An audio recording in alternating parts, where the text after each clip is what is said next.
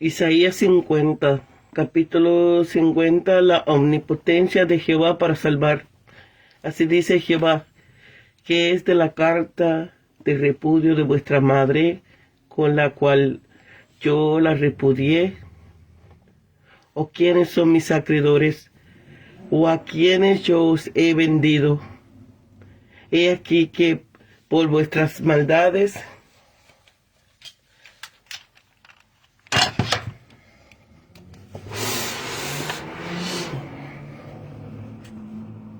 fuiste vendido, y por vuestras rebeldías fuiste repudiada vuestra madre. Porque cuando vine no hallé a nadie, y cuando llamé nadie respondió. ¿Acaso se ha cortado mi mano para no redimir? ¿No hay en mí poder para librar? He aquí que con mi reprensión hago secar el mar, convierto los ríos en desiertos, sus peces se vuelven fétidos por falta de agua y mueren de sed. Visto de oscuridad los cielos y hago como silicio su cubierta. La ayuda de Sión a su siervo. Jehová el Señor me dio lengua de sabio para saber cómo animar con palabras alcanzado. Despertará mañana tras mañana, despertará mi oído para que oiga como los sabios. Jehová el Señor me abrió el oído y yo no me resistí ni me volví atrás, ni di mis espaldas a los que me golpeaban y mis mejillas a los que me besaban la barba. No escondí mi rostro de injurias y de esputos, porque Jehová el Señor me ayudará. Por tanto, no me avergoncé. Por eso puse mi rostro como un pedernal, y sé que no seré avergonzado.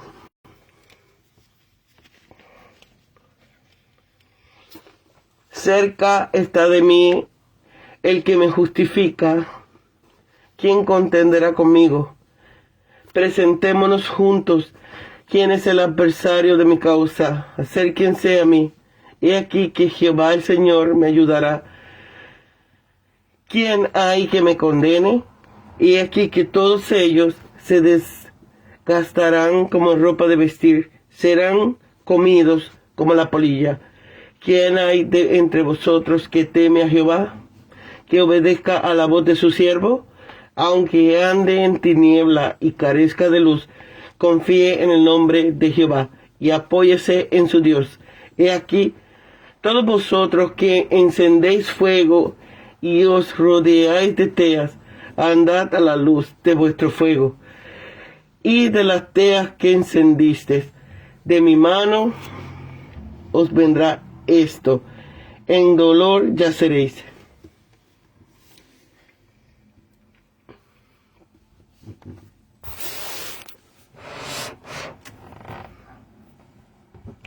¿Qué es la carta?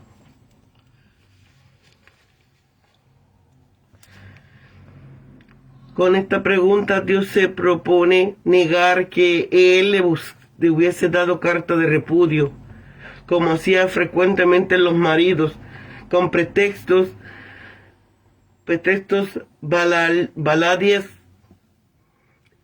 o que Él hubiese vendido a los hijos de ambos, de él y de ella, como solían hacer los padres, pobres a veces, ante el apremio de los acreedores, pues fueron ellos los que se vendieron a causa de su pecado. Vendido.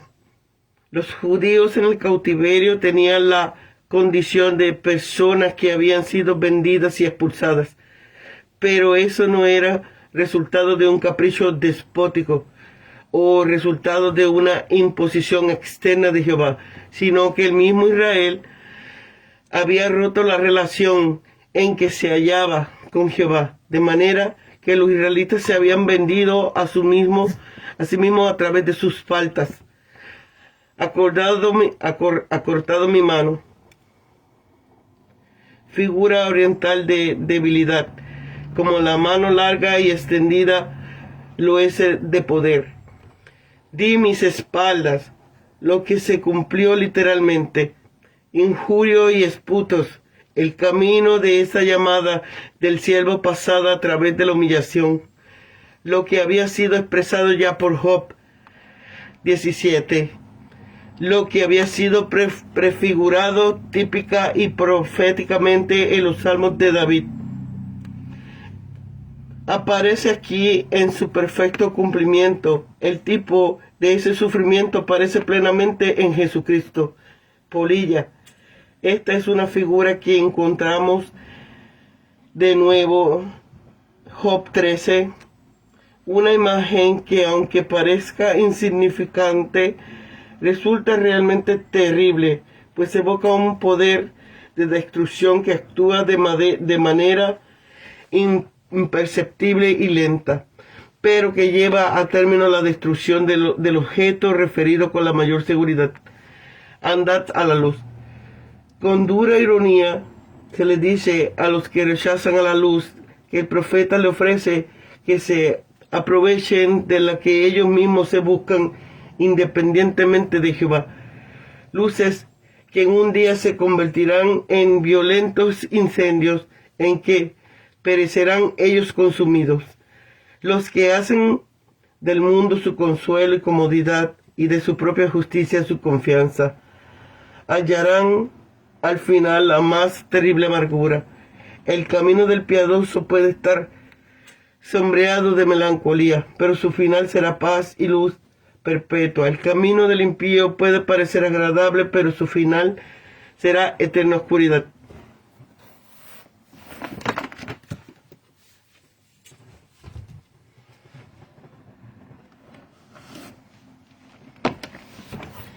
Dios prometió pelear por Israel, pero el pueblo se entregó al pecado y causó sus propios problemas. Se olvidaron de él y confiaron en la ayuda de otras naciones. Dios no había rechazado a Israel, sino que Israel había rechazado a Dios. Si andamos en nuestra propia luz y rechazamos la luz de Dios, nos volvemos autosuficientes, y la consecuencia de la autosuficiencia es el dolor. Cuando basamos nuestra confianza en nuestra inteligencia o apariencia, o en nuestro logro en lugar en el de Dios, nos arriesgamos a subir gran tormento cuando esas cualidades desaparezcan.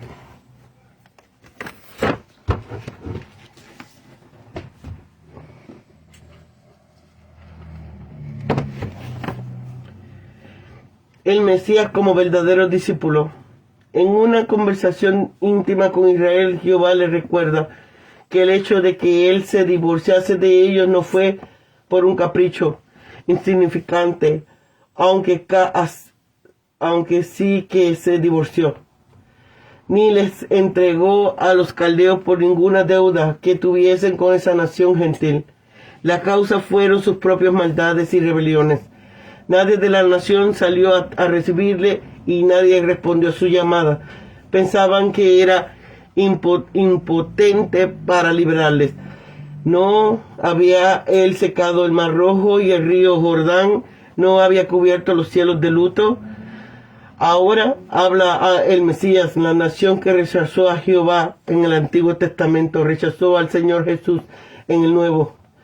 Él vino como el verdadero discípulo, enseñado por Dios para hablar las palabras apropiadas. Cada mañana era abierto su oído para recibir instrucciones de su Padre para ese día. Se deleitaba en hacer la voluntad de Dios, aun cuando esto significa ir a la cruz. No se volvió atrás, sino que de buena gana se dio a sí mismo para sufrimiento y vergüenza, en plena confianza de que Dios le reivindicará. Puso su rostro como un pedernal para ir a Jerusalén y fue reivindicado, por supuesto, por su resurrección. Ahora reta al adversario Satanás a que le condene. Nosotros podemos también lanzar el mismo reto. Todos sus enemigos envejecerán como ropa comida por la polilla. Los dos últimos versículos de describen dos tipos de personas. Las primeras son aquellas que andan en dependencia de Jehová y confiesan su necesidad de dirección. El consejo de Dios para ello es que confíen en el nombre de Jehová y se apoyen en su Dios. Entonces serán inundados de la luz. Los segundos son los autogobernadores que intentan inventar su propia guía. No sintiendo ninguna necesidad de la dirección divina. Puede andar a la luz de sus propias teas, pero Dios se encargará de que sean sepultados en dolor.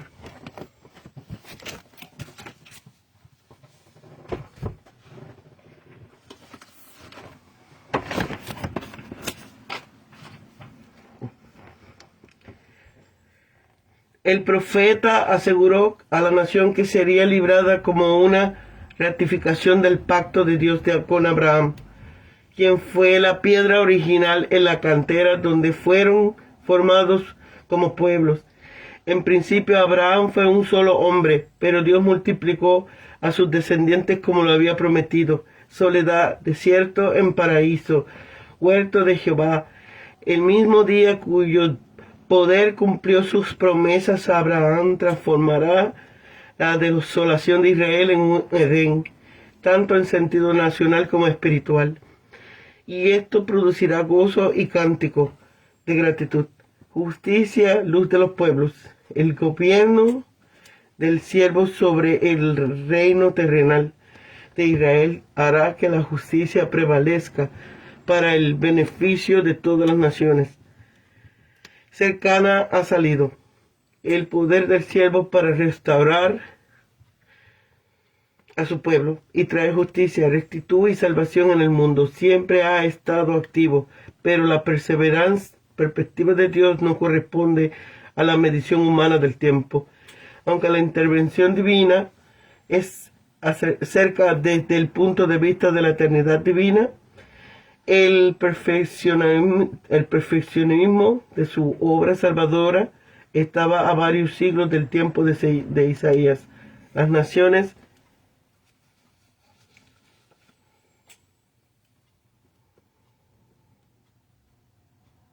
naciones que sobrevivan tras el juicio confiarán en él y entrarán a su reino. Los cielos serán deshechos, la tierra se envejecerá. Esto comienza a tener lugar en el tiempo de la tribulación y junto a los juicios sobre la tierra y el mar y las aguas. Prepara el escenario para una tierra renovada durante el milenio. La destrucción del universo actual es un proceso por completo inverso a su creación original, acerca del cual escribió Pedro. Ocurre al final del reino milenario de Cristo sobre la tierra, cuando los nuevos cielos y las nuevas tierras reemplazarán la creación actual. Los enemigos de Israel perecerán, pero la salvación de siervos será permanente.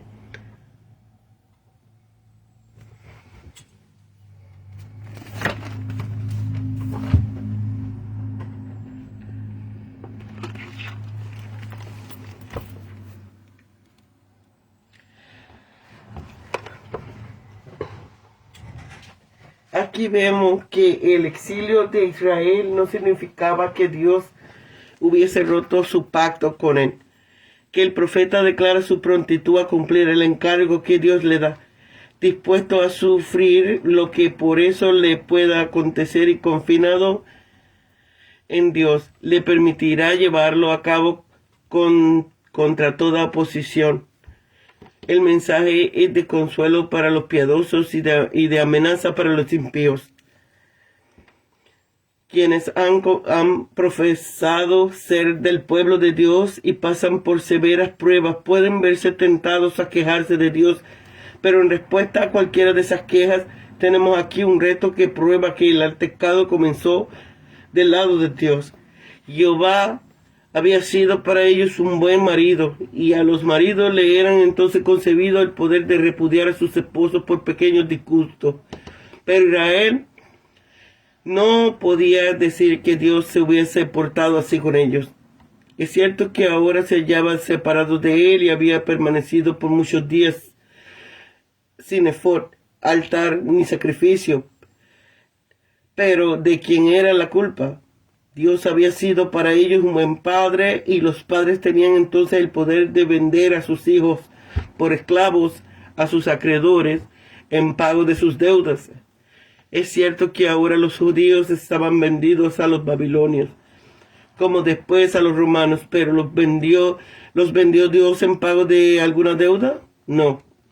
Dios no era deudor de ninguno de aquellos a quienes estaban vendidos. Un cargo que muestra que ellos mismos eran los autores de su propia ruina. He aquí que vuestras maldades fuiste vendidos, y por vuestras rebeldías fuiste repudiada vuestra madre. Por seguir vuestros propios gustos os vendisteis a obrar el mal.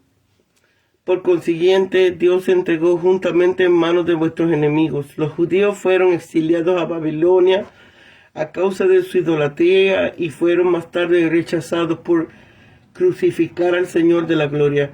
La confirmación de aquel reto y de este cargo, Dios vino a ofrecerle su favor, le tendió la mano para que no entrasen en esa aflicción, para sacarlos de ella, pero ellos le menospreciaron a él y a su gracia.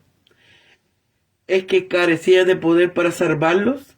¿No había sido su omnipotencia lo que le había abierto un camino seco a través del Mar Rojo? Había convertido los ríos en desiertos y hecho que los peces apestasen de hedor por falta de agua. El mismo poder tiene con respecto a los cuerpos celestes, eclipses, tormentas. No había acordado pues la mano de Dios para redimir. Estos versículos se aplican en cierta medida al siervo pueblo, personificado en Isaías, pero tiene más perfecto cumplimiento en el siervo Mesías. Cuando veremos a continuación, el siervo aparece aquí como un predicador aceptable. Isaías, como profeta, fue dotado para la obra a la que había sido llamado, pero Cristo fungido con el Espíritu Santo más que ninguno de los profetas. El siervo ha sido equipado por Dios con lengua de sabio para saber cómo instruir, para saber cómo animar con palabras alcanzado. El ministro de Dios saber cómo consolar las conciencias atribuladas y perplejas y hablar la palabra precisa, confortadora y oportuna en los diversos casos de las pobres almas. La habilidad para obrar así es un don de Dios. Con oídos de discípulo para recibir instrucción, los profetas tienen necesidad de esto, tanto como el de lengua del sabio, pues deben recibir con toda atención la palabra de la boca de Dios, a fin de poder comunicarla con toda exactitud. Para ser un buen maestro es menester haber sido un buen discípulo. Por eso los apóstoles primeros y todos los creyentes después fueron llamados discípulos.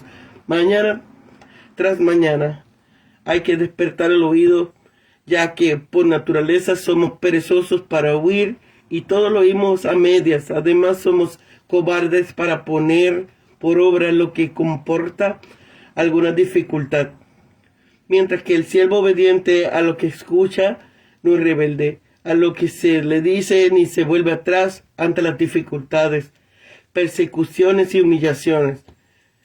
Como un sufridor paciente, aunque prevenía dificultades y desalientos, aunque había de preservar en su difícil servicio, aunque había de humillarse hasta lo más bajo, no huyó de su deber ni desmayó su ánimo. Di mis espaldas a los que me golpeaban y mis mejillas a los que me besaban la barba, algo que se suponía una de las mayores afrentas que podían hacerse a alguien. No escondí mi rostro ni de injuria y disputos.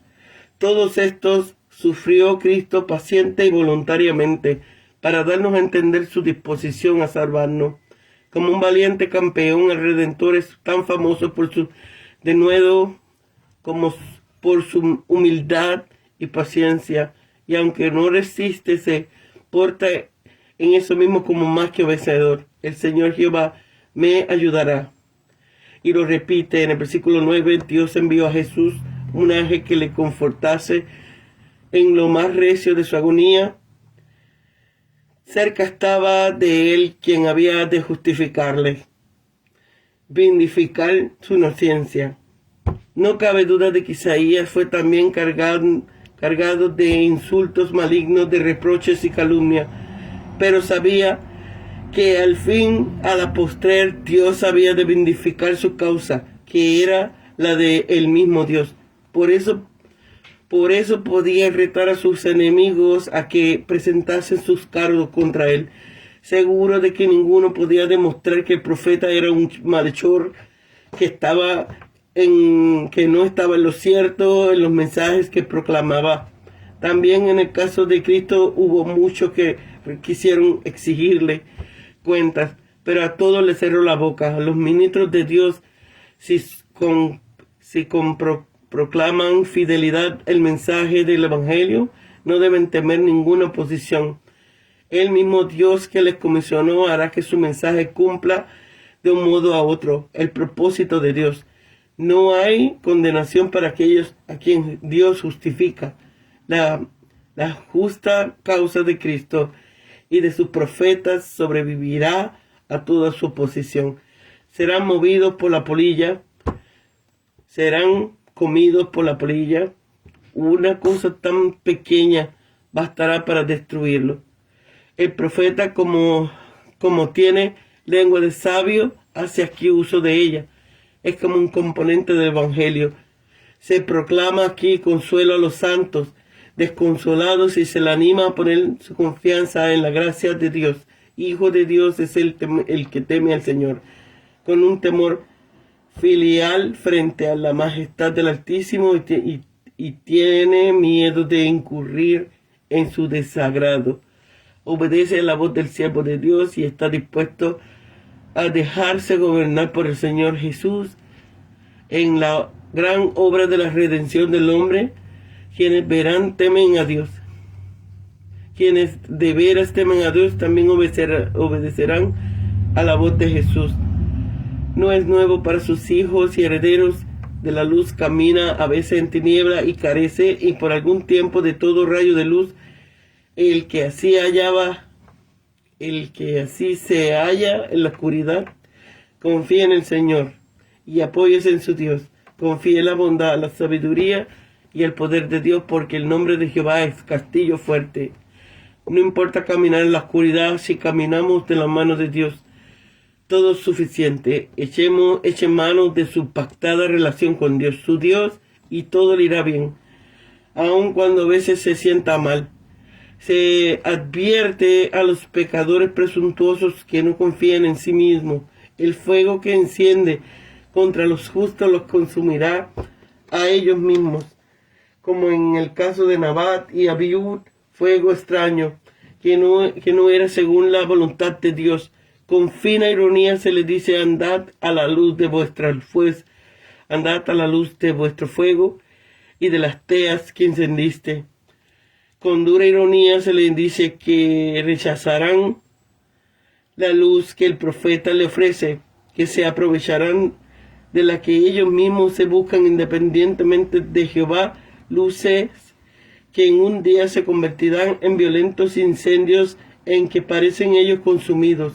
Los que hacen del mundo su consuelo y comodidad, y de su propia justicia su confianza, hallarán al final la más terrible amargura. El camino del piadoso puede estar sombreado de melancolía, pero su final será paz y luz perpetua. El camino del impío puede parecer agradable, pero su final será eterna oscuridad.